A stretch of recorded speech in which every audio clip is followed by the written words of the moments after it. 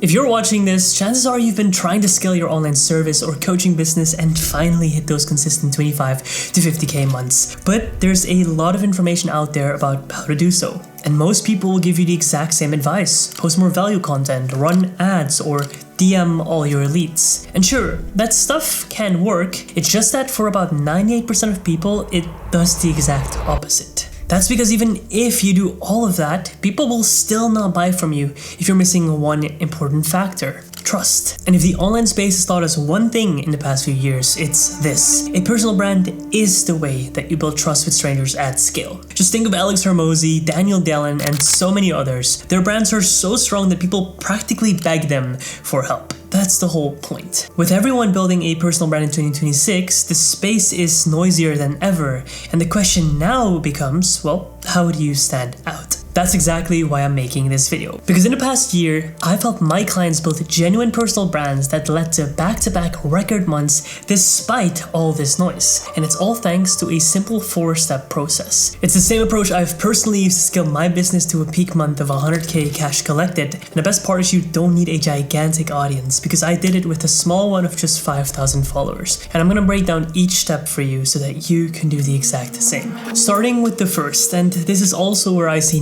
99% of people make the exact same mistake that sets them up as a copycat. You see, your prospects are always consciously or subconsciously searching for a solution to the challenges they face. It could be, how do I land my first client? How do I stop overthinking? How do I scale my offer? How do I overcome X, Y, Z? Just plug in your own niche here. And so naturally, when they scroll socials, could be Instagram, TikTok, YouTube, they get content recommended from tons of people who share value surrounding this exact same problem. It's just that most of the time, the content they get recommended is a flood of the exact same videos or posts from different creators just sharing the same idea. Everyone's saying do this or try this method, and this is called value content. The problem with it is that for your prospects, it's noise. And that's because most of the time it's missing one crucial thing. That's context that's actually relevant to the situation of your prospects. And this isn't necessarily because the tips or insights are not relevant or bad, but because most people already have a rough idea of what they should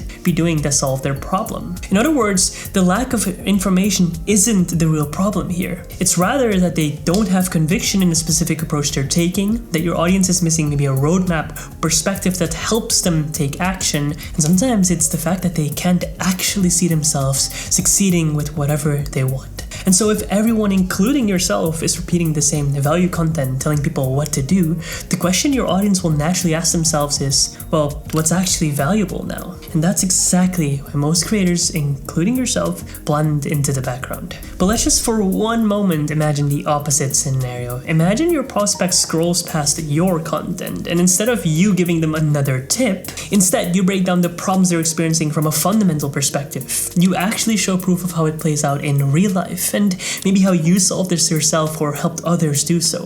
You see, what happens now is that their perspective opens, because you haven't just given them another tip, you've actually given them a new way of assessing their current situation and whatever it is that they wish to achieve. And this is the part where you go from being another coach to actually becoming an authority, which is exactly what the best creators online do.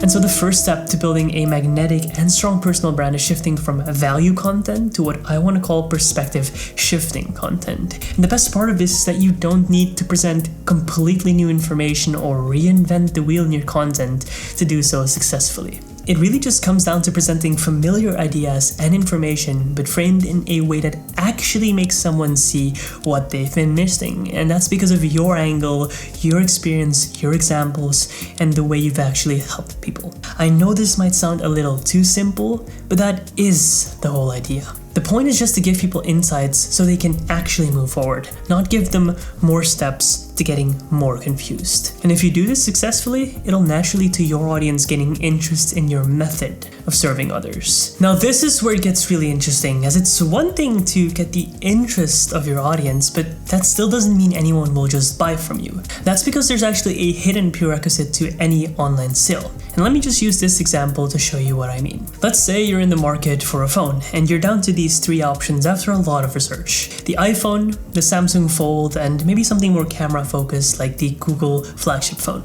Well, who would you rather buy from? If you're like me, you favor a clean, cool feeling phone, and while you already use Apple devices, and you want a great camera, well, the iPhone is a no-brainer. But not everyone's like me. If you want a larger screen, you love multitasking, and you don't like iOS, well, you probably should go for the Samsung Fold. And if you just want the best possible camera experience, well, you'll go for the other option instead. Notice how even though all these brands are reputable and the phones are objectively good, people still choose them for completely different reasons. If you had to make these decisions, would do the same. Before you buy any of these phones, your brain does a quick check. First, you'll wonder, is it a phone I actually want and can it do what I need it to do? Second, do I like the features and maybe the tech behind it? Third, do I trust the brand? And fourth, well, can I actually see myself using it? And no shade here, but I don't personally see myself walking around with a Samsung. That little checklist I just mentioned is the exact reason why people choose one brand over another. And it's the same hidden mechanism that sits behind every online sale, especially in coaching and service niches. It's what helped me scale my business so fast with such a small audience, competing in a red ocean market filled with large players. I call it the 4 yes thesis because before anyone ever buys a high ticket or any offer online, they need to give you these 4 yeses. The yes to the outcome, a yes to the method, a yes to you, and a yes to themselves. In other words, they need to build a deep relationship of trust with you. And so the way you show up online, your content needs to communicate in such a way for people to actually see you as the authority and move forward towards buying. And this also explains why some people buy from creators who have a very luxurious lifestyle and others from people who are a lot more simple. Because the outcome they want isn't necessarily a big lifestyle or flexing, they favor honesty and depth and relatability over anything else. And that might also be your strength. And since one of the 4 yeses is you, the point is you have to be true to yourself when you actually share what you do online and your services. So for the rest of this video, I'm gonna walk you through exactly how to communicate these 4 yeses in your content. Starting with the next step, which is arguably the most important and the most overlooked by everyone. I'll go back to the phone example for a second because it makes this step painfully clear. Just imagine you've been saving up for months now to finally buy that new iPhone. You trust Apple, you love their ecosystem, you're ready to buy. So today you go ahead and you check their website. But suddenly everything feels off. The phone you wanted suddenly looks cheap. Their branding feels nothing like Apple. The ads look super low budget. The price is half of what it usually is. And the promo shots show the phone in environments that feel tacky. Even though the specs of the phone are identical, in that moment your brain instantly goes, something's wrong. This doesn't feel like Apple. Is this even made for someone like me? That's not the phone I wanted. And what do you do next without even thinking? You hop on Reddit, you scroll online, you start asking what's going on, you can't get a conclusive answer, and now you start checking other brands. Because the brand you wanted to buy from suddenly feels off. You're confused. And this confusion kills trust. It's what leaves your prospects desiring what they could have had from you,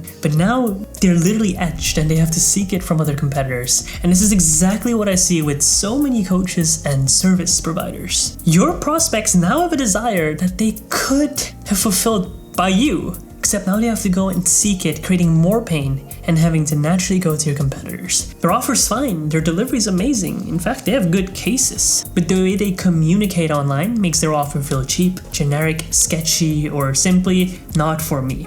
Sound familiar? So the value literally flies straight past the head of their audience. So here's the real lesson. You can spend years building a strong personal brand with crazy cool visual elements, but you'll never succeed at landing clients if your messaging is literally confusing. In other words, you need to know your audience. Your messaging has to be so relatable, it literally speaks to the way that your audience sees the world, their desires, their fears, their identities, their preferences. Just like how Apple speaks to a very specific type of person, just happens to be me. Because people don't buy the best product. They buy the product that feels like it was made and meant for them. And I'm gonna go a step further because it's not enough to just create content that speaks to people. You, as a service provider, need to be relatable. You have to be human. That's because in info and with service offers, the product people are buying is you. Your potential buyers aren't just evaluating your frameworks, your steps, or your methods. They're evaluating you as a human being, your story, your values, your energy, the perspective you share. And that's because in this industry, especially with how it's been developing, people don't buy coaching. They buy mentors, coaches, or service providers they actually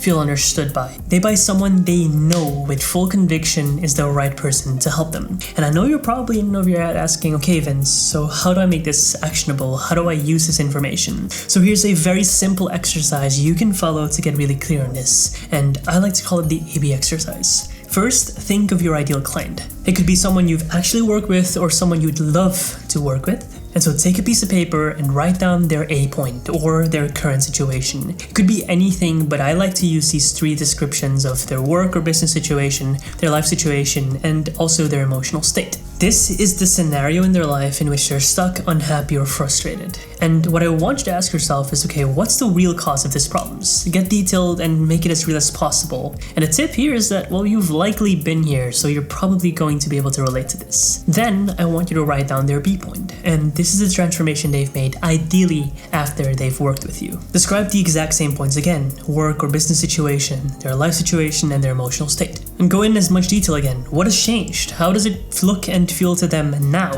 What was actually the true solution to getting from that A to B point? This exercise is amazing because it gives you so much clarity on your audience. Now I won't go too deep into this here because I don't want to make this video too long, but I have good news for you because if you want to go into this with a lot more depth in my upcoming series, I'm going to explore this concept way further. So if you want to see how I actually map this out step by step, make sure to subscribe. You won't want to miss that episode. And now that you understand these 3 points, the last thing is that you actually take them and apply them and go build your brand. And this is where the biggest challenge really begins, right here. Because here's what most people will end up doing. They finally get it. They understand the perspective, the messaging, and how to truly build authority. So naturally, they go and fall into the game of copying what works for other creators. They post a reel here talking about one topic, a carousel there covering the other, maybe a long form video once in a while when they feel inspired. But after a few weeks, no results really come through. Barely any views or inbound messages. So they go for a different format, then a new hook, then a new trend, or a new strategy they saw someone do that worked for them, and still nothing happens. And well, it turns out that's not because their content's necessarily bad, but because of something far worse. Their content is random, even if technically they're following all 3 points I covered early in this video. It's just scattered. It's like going on Apple's new website to learn about the iPhone, and every click takes you somewhere unrelated. You want to see the technical details, but it bounces you to an iPad. Then AirTags, smartwatches, and suddenly you get randomly hit by Steve Jobs' old support article celebrating a new invention. Yes, everything's technically Apple, but there's no real journey forward. Nothing deepening your understanding and desire of the phone. And so what eventually happens is you stop, you click away, and you're upset with it. That is exactly what sporadic content does, and the mistake I see most people make. Their content is completely random, there's no journey, no escalation of trust, and no path that turns a stranger into an actual client. And that's why this final step matters so much, because this is the part that turns all the effort you've been putting into building your brand into something that actually compounds into actual results. The final step, the piece that ties everything together, is to create content that guides your audience through a natural customer journey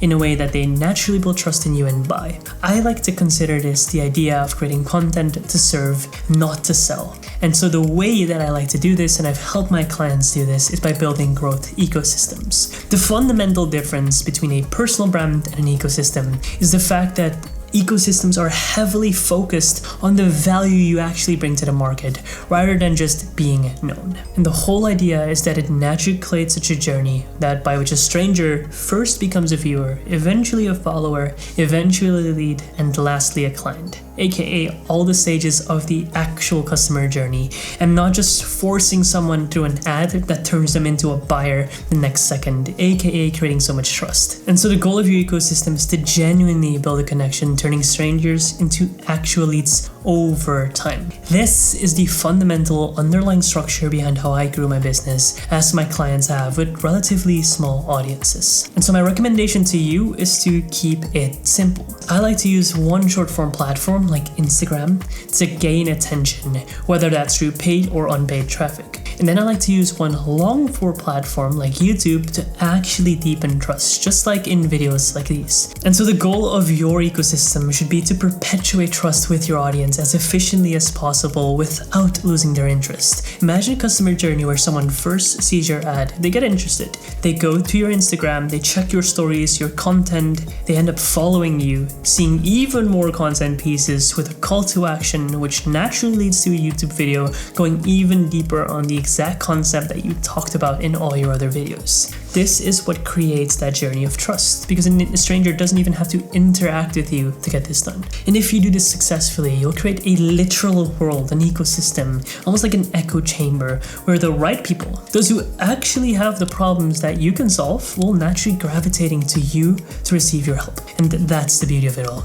These are the exact 4 steps I've personally used to grow my business to a record month. It's how I've helped others like Sofia, who recently hit a 25k cash collected day, Charlie, who scaled his business to 40k a month, Lisa, who doubled her business in just 6 months, and a lot of others inside of the collective, my community and private mentorship, where I help coaches and service providers scale their business ethically without the bullshit and in a way that's actually true to themselves. And now, if you're a coach, consultant, or service provider stuck between 5 to 15k per month and you genuinely resonate with what I shared here, and you want my help implementing this in your business and building a brand that actually consistently gets you dream clients, well, go to my Instagram and DM me collective. Every month I open up a few spots to work with me. I'll reach out to you personally and see if it's a good fit, and well, if it is and I can help you, it would be an absolute honor. And with that one, I hope this video was very informative for you and it gave you a great perspective rather than just more value. And I wish you a very beautiful one. And just remember, please do good, and I'll see you in the next one.